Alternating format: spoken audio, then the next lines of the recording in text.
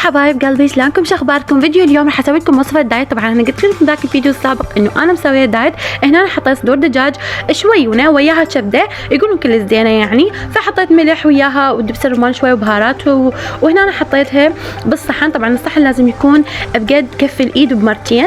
هنا انا خليته وسويت وياه برغل تمن، يعني برغل، فكان الاكل كلش طيب.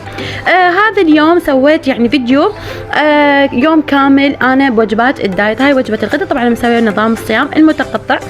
هنا انا طبعا احب الفلفل بالاكل وشربت المي. طبعا لازم تشربون هوايه ماي طول اليوم. هنا أنا شاي دارسين كلش مفيد للمرضى السكري. خلصت الوجبه وهنا سويت وجبه العشاء. طبعا خضار سوتيه نزل مقطع، حطيت عليه روبه وراشي شويه وباذنجان شويه مسلوق، وحطيت يا ملح وبهارات وعسل ليمون، وصار اكل كلش طيب.